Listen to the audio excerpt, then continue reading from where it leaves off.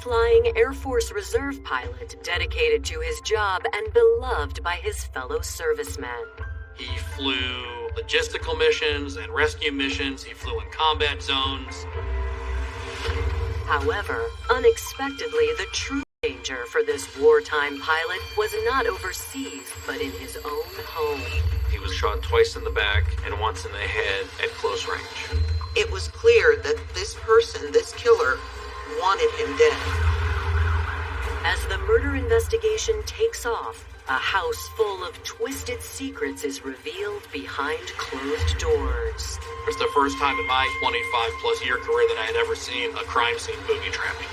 It was staged in such a way that had somebody opened the closet door not carefully, they would have been shot. There was just something going on in that house that was getting worse and worse. And detectives will uncover how far someone is willing to go to break free. I don't want to live this way. Oh my God, those are the things that he did to me. She knew this relationship was over, and it's almost like she wanted it to end on her terms.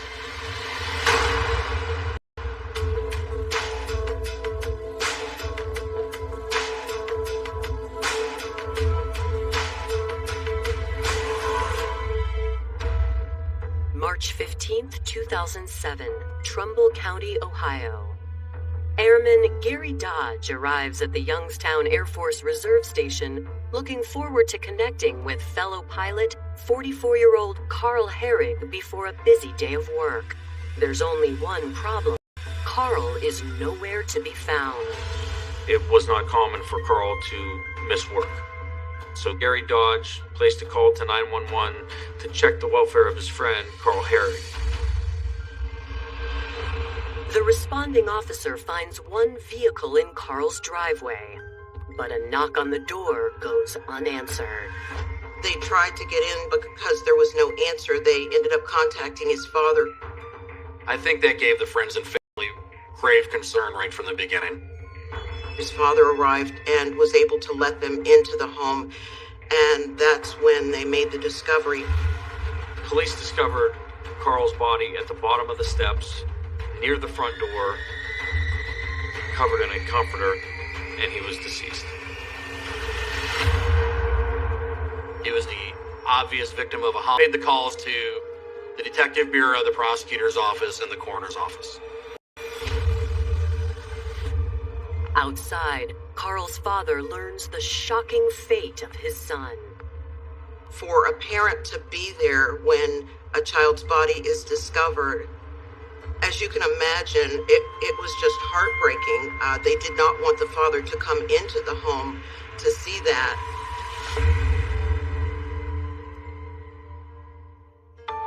Carl Hoerig entered the world on Christmas Eve, 1963. The second of three sons, Carl enjoyed an idyllic childhood in Newton Falls, Ohio. It was just a really nice middle America place to grow up in. His mother and father, both very sweet, honorable, hardworking people. Just wonderful. His father taught him the trades and woodworking, and Carl was a fantastic woodworker and was also good with automobiles, and anything mechanical was definitely a strong area for Carl. After graduating high school in 1982, Carl enlisted in the military. It was during Carl's early years in the military that he met his first wife, Rhonda Sharp. I believe they met at an Army formal ball. Carl ended up taking the sister of one of his closest friends, and that sister was Rhonda. And they ended up eventually getting married. Over the next decade, Carl and Rhonda raised 2 children together. But the romance faded and the couple divorced in 1998. The split was amicable, and Carl remained a dedicated father. He loved both of his children, Eva and Brent, very, very much, and talked about them, and was very supportive of both of them. Following the end of his active service career, Carl landed a well-paying job as a pilot for Southwest Airlines. He also joined the Air Force Reserves, where he eventually rose to the rank of major. He flew logistical missions and rescue missions. He flew in combat zones. This was a guy that dedicated his life to his community, his country, his family. It was on a flight abroad where Carl met the woman he considered to be the love of his life. Carl was on a routine mission to Peru, and while he was there, he met a young Peruvian girl to visit him, and they fell in love. For the next 2 years, the couple lived together in a small town outside of Youngstown, Ohio. Carl was absolutely head over heels in love with Carla, just adored her to no end. After some time, things started to get a little bit complicated. Carla wanted to get married and wanted to have children, and Carl wasn't sure that he wanted to have any more kids, so he decided to break up with Carla. It didn't take Carl very long, maybe 6 months or so, to realize that he had made a terrible, terrible mistake. But unfortunately, Carla decided not to come back. She had moved on. In April of 2005, Cupid struck again when Carl met 40-year-old Claudia Sobral on a dating website. Friends of Carl's instantly noticed how closely Claudia resembled Carla. He told me all about this girl from New York City and that he really liked her. But one of my first impressions when I met Claudia was that she reminded me so much of Carla. Born and raised in Rio de Janeiro, Claudia immigrated to the United States from Brazil in the mid-1980s. Claudia came to the United States when she was fairly young, maybe early 20s. She went to New York City. She was an accountant, and so that's how she made a living in New York City. Claudia's upbringing in Brazil was difficult, and she rarely discussed her past with friends. By 1999, 35-year-old Claudia was ready to leave life in Brazil behind her and put down permanent roots in America. Although she was born in Brazil, she had become a naturalized U.S. citizen. With a solid career in the Big Apple, Claudia found herself longing for a romantic connection. In 2005, she found her match online with Carl Hoerig. So from there, things went amazingly fast in the relationship, just almost mind-bogglingly fast. I don't think it was even 2 to 3 weeks or so later that he was talking about possibly marrying her. Though Claudia remained something of a mystery to friends, Carl saw nothing but bright skies on the horizon. 6 weeks after they met, Engaged to Claudia, there is no doubt that I tried to talk him out of it. I said, why?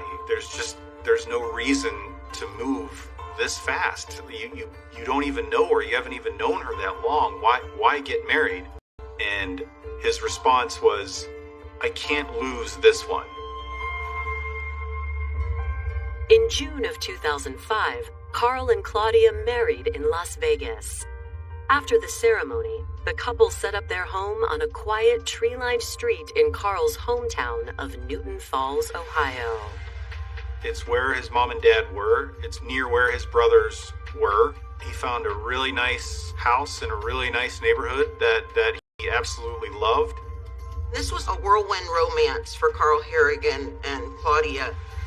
All of his friends are worried that he'd only known her for 2 months, and here he was married. Those are all pretty scary signs if you're his friends. And on March 15th, 2007, less than 2 years after they exchanged I-do's, Carl is found shot to death inside his home. When authorities learn Carl shares the home with Claudia, questions immediately surface since Carl's wife is nowhere in sight. And so at that time, they're wondering what is going on here. Is Claudia a victim? Has something happened to her? As the search begins for Claudia Hoerig, detectives arrive on scene and try to piece together what happened. They observed Carl's body at the bottom of the steps, and it appeared he had been there at least for several days.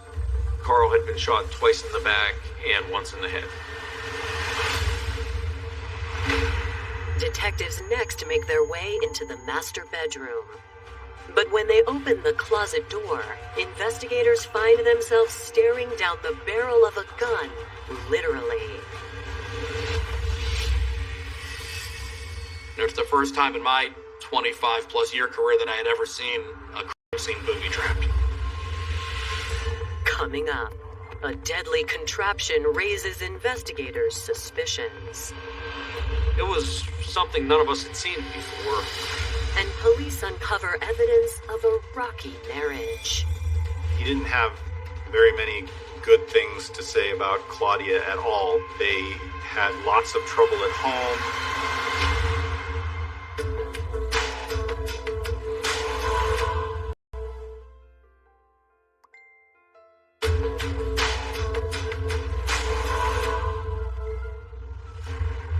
March 15, Carl Hoerig in his Newton Falls, Ohio home.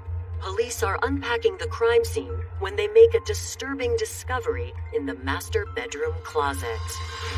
When that closet door was opened, what you saw was the 2x4 going across the frame, and then a gun suspended in midair with just the barrel sticking through the hole that had been bored out in that 2x4. It was a firearm that was staged in such a way that had somebody opened the closet door not carefully and the booby trap would have worked properly, that person who opened that door, most likely law enforcement, would have been shot. It was something none of us had seen before. If they're willing to leave a booby trap that could kill some unknown person who just opens the closet door, what are they going to do when they're confronted by law enforcement? Thankfully, the device is quickly and safely disassembled. Once they find this .357 Magnum and this booby trap setup, they immediately question whether this could be the actual murder weapon in this case. So they take it as evidence and they send it to the state's crime lab to investigate, to try and see if it matches the bullets that Carl was shot with. Detectives head back downstairs to survey Carl's body and gather more evidence. He was the obvious victim of a homicide with gunshot wounds, that his body was covered with some type of a sheet. When you find a body that's covered up, that often means that the person who committed that homicide had some type of a relationship with the victim and didn't want to view the body. Just didn't want to have to look at it. In addition to the close-range shot that ended Carl's life, 4 more bullets were fired from a distance in his direction. 2 landed in a wall, the other 2 struck Carl in the back and neck. From what police could tell is that this appeared to be a surprise attack on Carl.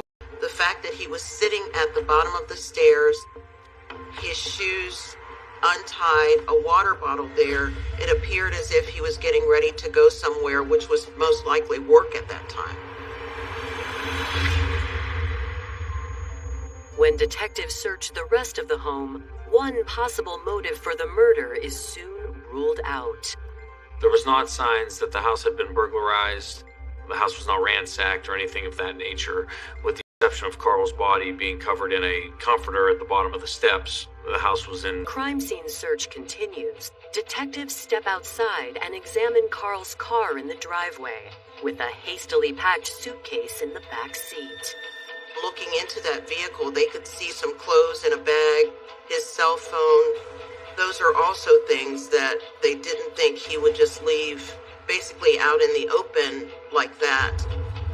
That would indicate to me that somebody was leaving. Somebody was either in fear for their safety or they were getting ready to get out of there.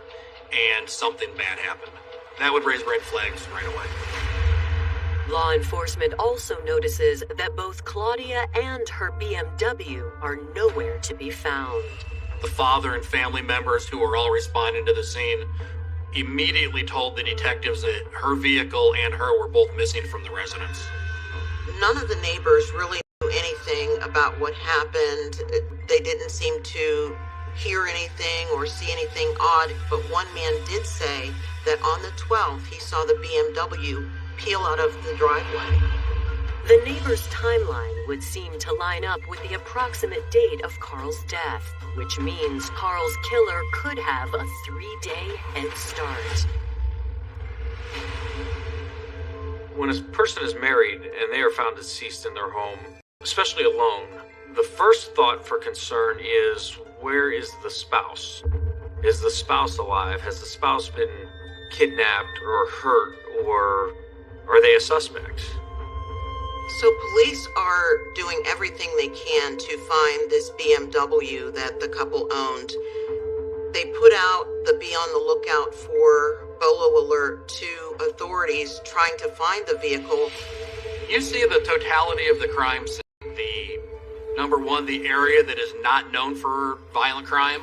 You then see that the occupant appeared to have been packing their vehicle to leave. The residence is locked. The body's covered. Somebody took the time to place this booby trap in a closet. All of that really indicates and leads to the fact that this is most likely a domestic incident. With a bolo out for the BMW and Carl's current wife, investigators look into the health of his relationship with his ex-wife, Rhonda. Ed Hoerig, who was Carl's father, told police that there was no possibility that it was his ex-wife. They were extremely close, and she also lived in North Carolina. A phone call to Rhonda at her home in North Carolina supports Ed's assertion that she and Carl were on good terms. In fact, she tells detectives she had just learned that he had been in North Carolina visiting his ex-wife and his children and had just gotten back to Newton Falls. With his ex-wife ruled out as a suspect, investigators dive deeper into the dynamic between Carl and Claudia. Carl did share that he was having difficulty in the marriage and was in the middle of a difficult time. Didn't talk much about it, but you could see he was troubled by it. He didn't have very many good things to say about Claudia at all. Claudia was complaining that Carl was comparing Claudia to other girls at times, like specifically his ex Carla. They had lots of trouble at home. Carl's family and friends were concerned because obviously now Carl's body is found shot and Claudia is nowhere to be found. So the first goal is to figure out where Claudia is. Is she responsible for this? And where did she go? Unable to contact Claudia, detectives consider the possibility that she's on the run and quickly bring in U.S. Marshals to track her down. The primary role of U.S. Marshals is to find the fugitive, find the person who committed the crime so they can be brought back to justice. Coming up, investigators learn the true depth of the discord in the Hoerig household. I don't want to live this way. This isn't what I call a loving situation. And the manhunt becomes an international incident. And then at that point, everything just stopped, and it turned into a legal and political issue.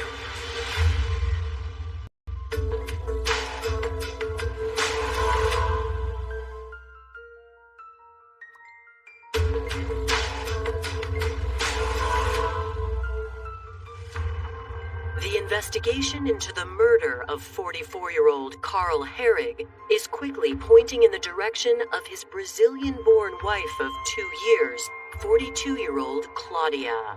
When the detectives took the information from friends and family saying he was involved in a tumultuous relationship with his wife, and they said right away if something happened to him, they felt she was responsible. So based on that information, she quickly became a person of interest and a suspect in his death. According to friends and family, the couple's marital problems began shortly after they exchanged vows. After they came back from Las Vegas, and he had a terrible time getting her to agree to come to Newton Falls. I remember after 2 or 3 weeks, I think he had to say, look, you're my wife and you have to come. But it seems their problems ran much deeper than deciding where to call home. Within weeks or possibly a month or two of them getting married, Carl already was complaining. They had trouble in just about every area that you can imagine.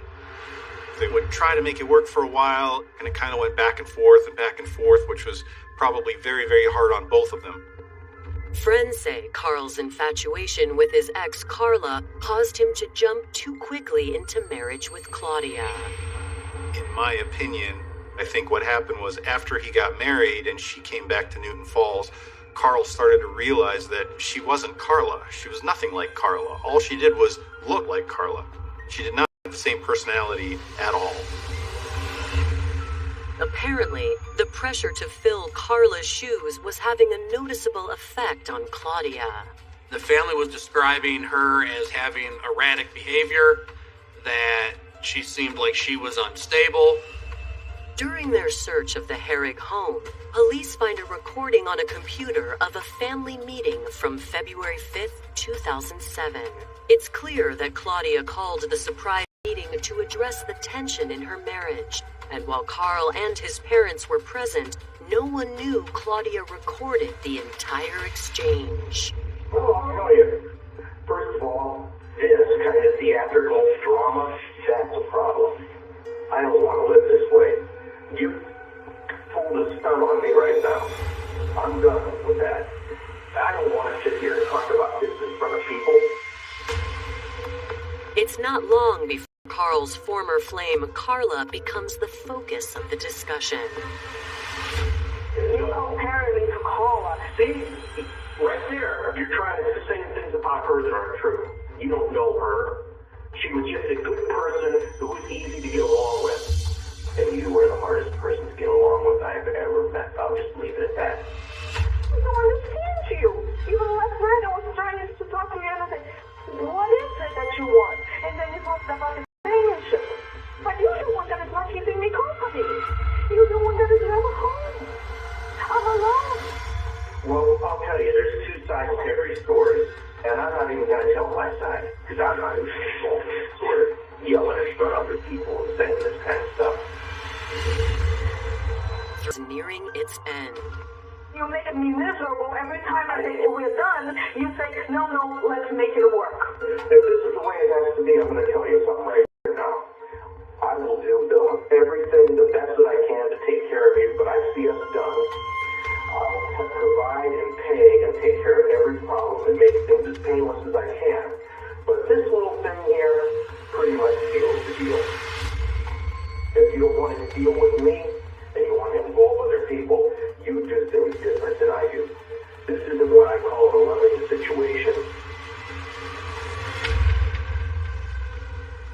Carl Hoerig's family was under the understanding that he was going to leave Claudia. In fact, he had already found another place that he was planning to move into.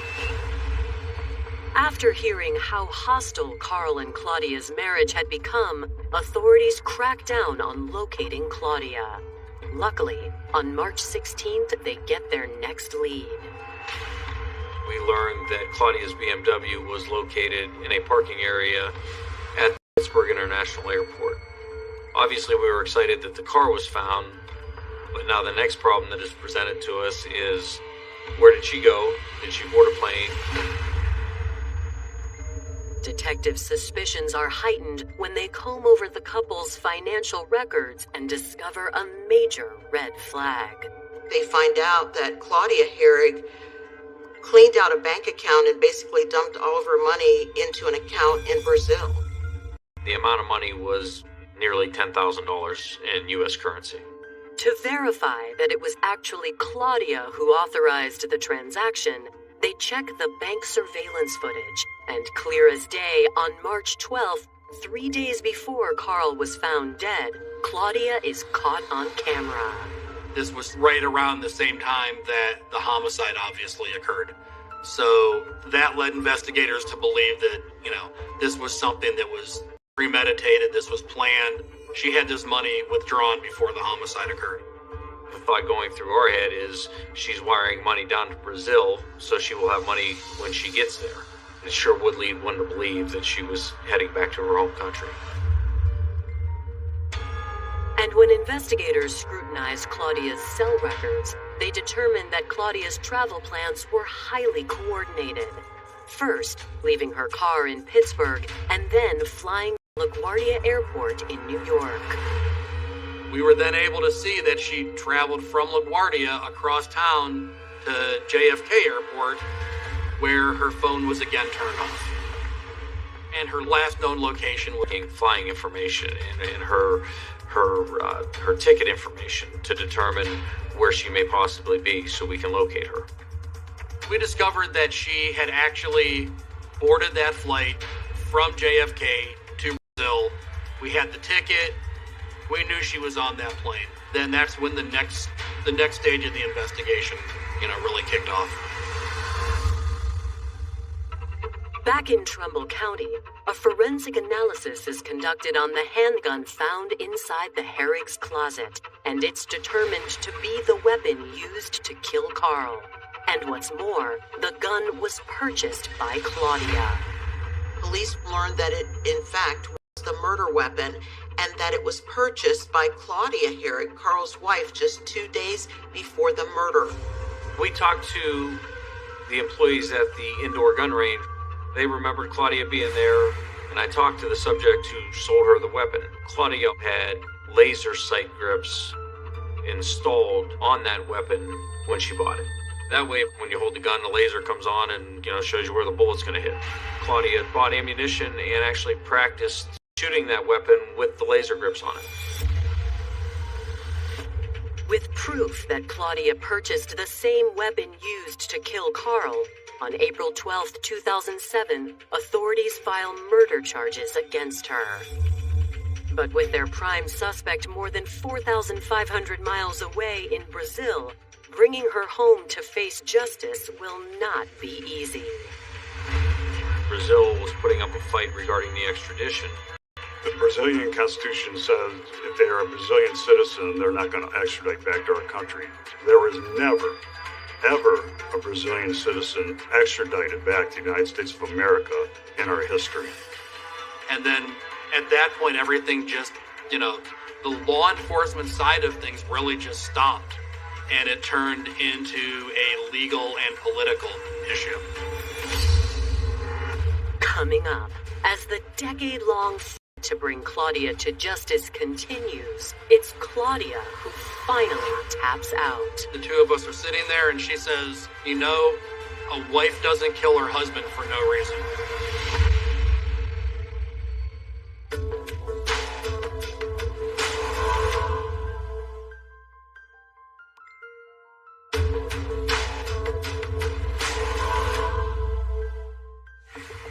On April 12, 2007, Ohio authorities obtained an arrest warrant for Claudia Hoerig for the murder of her husband, Carl.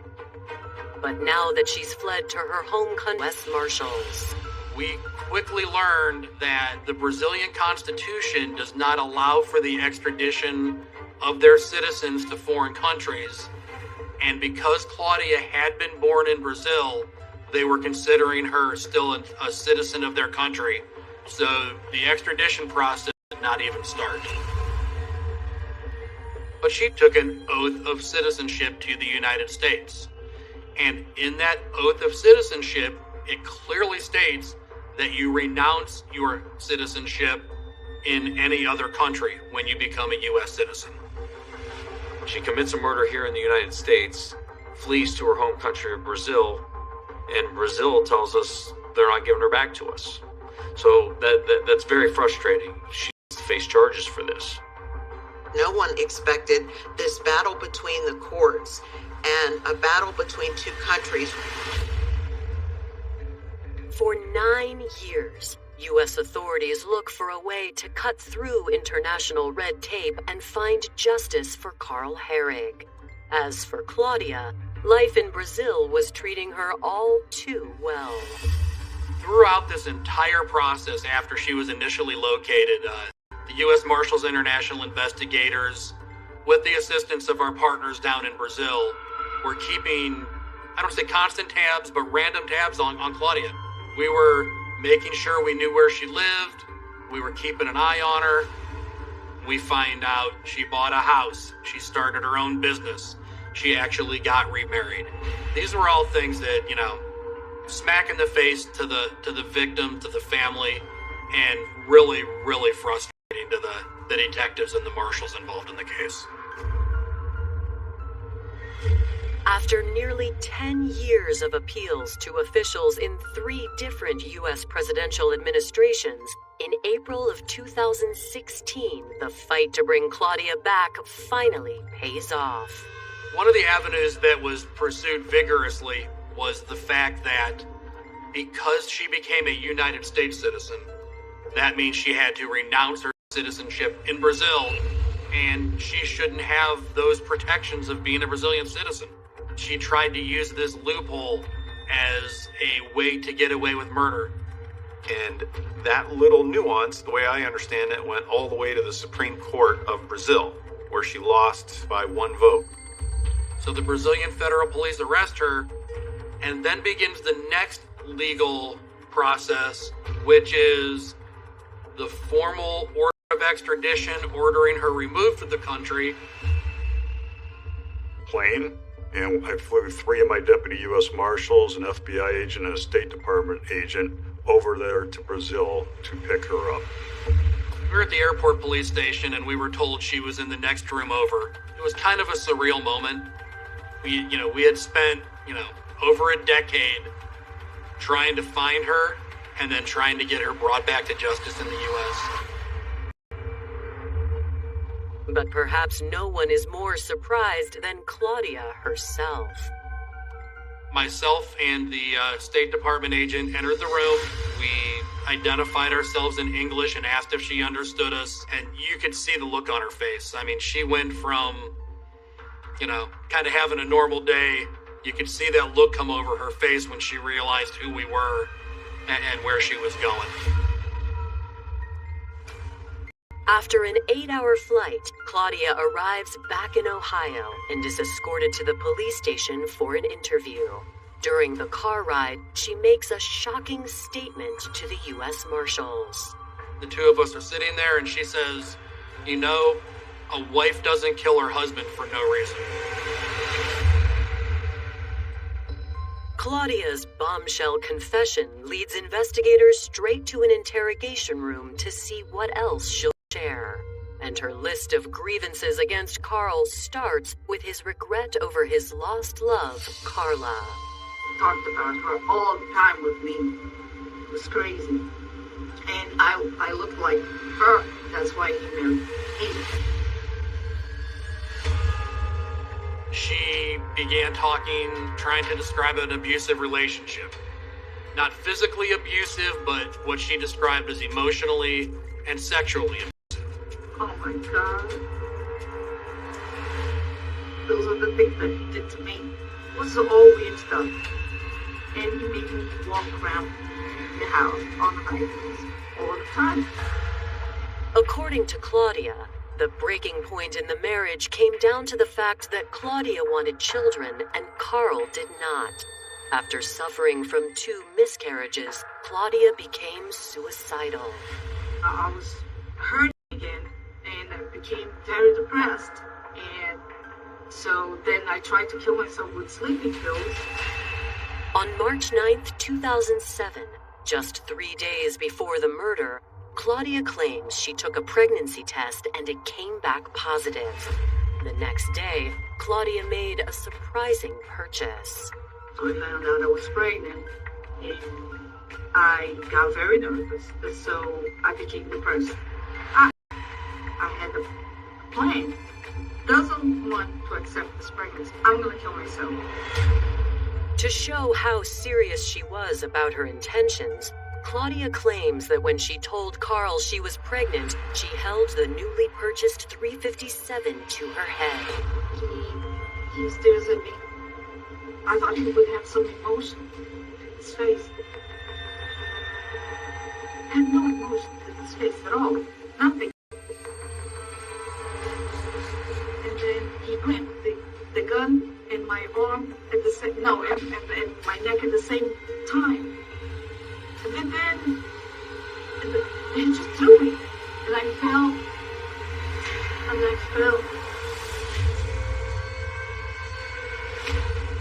I just stayed there. And he said, just do me a favor.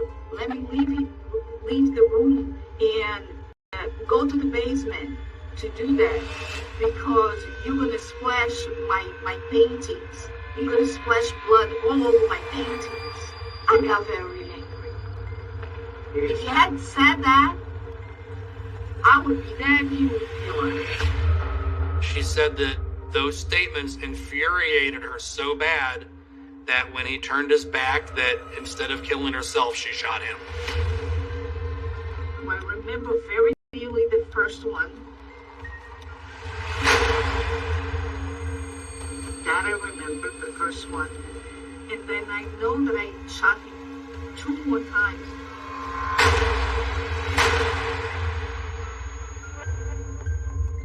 For detectives, Claudia's confession appears to be the damning final piece of evidence. Less certain is whether a jury will interpret her admission the same way. Getting her back here and having her sitting in the county jail isn't the final step. There's still a trial. This thing's not over till the trial's over. Coming up, Claudia makes her case to the jury. The one thing that everyone wanted to see was whether or not Claudia Hoerig would take the stand. And when she did, everyone wanted a front row seat. I felt desperate. I couldn't handle this.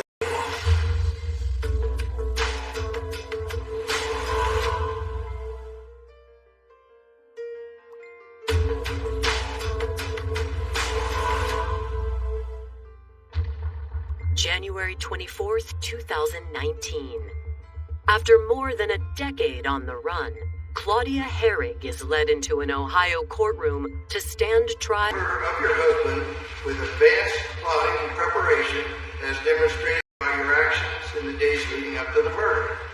Your actions clearly demonstrated prior calculation and design. Claudia's defense team acknowledges that she fired the shots that killed Carl, but they insist it was provoked by abuse suffered at the hands of her spouse. Her defense was basically she had suffered so much emotional abuse and sexual abuse that she wasn't responsible for her actions, or that her actions were justified. And in an attempt to sway the jury on the provocative allegations, Claudia makes a stunning move. During this trial, the one thing that everyone wanted to see was whether or not Claudia Hoerig would take the stand. And when she did, everyone wanted a front row seat. The courtroom was packed. On the stand, Claudia repeats the same story she told investigators following her extradition. I felt desperate. I felt like I had nobody to help me. So I just, I wanted to die. I couldn't handle this anymore. In fact, Claudia tells the court that the booby trap found inside her bedroom closet was actually designed to harm her. She said she researched suicide, and she said when some people try to commit suicide, they hesitate at the last second, move the barrel of the gun, and then they don't kill themselves and they survive. And she didn't want that to happen, so that's why she built that, thinking that it would keep the weapon in place, and when she pulled the trigger, she would accomplish her goal of killing herself. The prosecution is quick to point out one glaring hole in Claudia's story: the lack of evidence she has to support her allegations. We did not hear any information that would lead us to believe that Carl acted in a way that Claudia said he did. There were things that just did not add up to his ex-wife, to his brother, to his parents.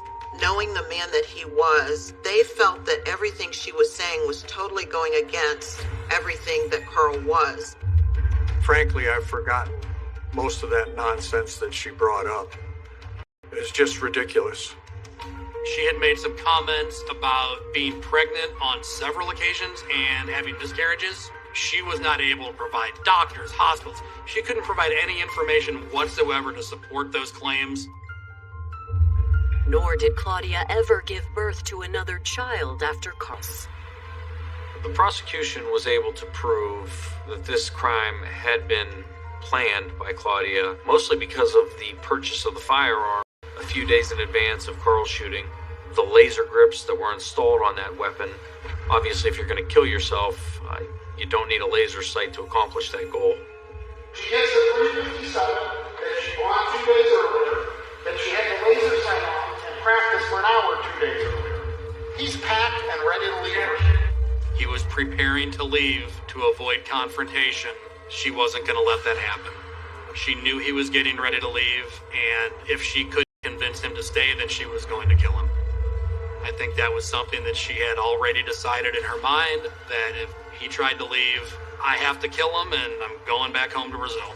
She knew this relationship was over, and it's almost like she wanted it to end on her terms.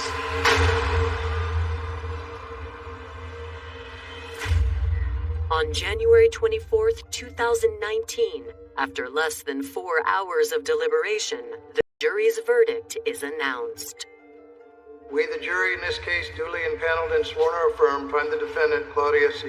Hoerig, guilty of aggravated murder as she stands charged in the first count of the indictment. On February 8th, 2019, Claudia Hoerig is sentenced to life in prison. Nearly 12 years since the crime occurred, Carl's wife is finally held accountable for her actions. Carl, we got justice for you, and I'm hoping that you have found peace and that your family has found peace as well. It ended way, way too soon for Carl, and I'm sure if he were here, he would tell me, hey, I didn't get to live as long as you, enjoy it, buddy. Enjoy it as best you can, because you never know when it's all going to end.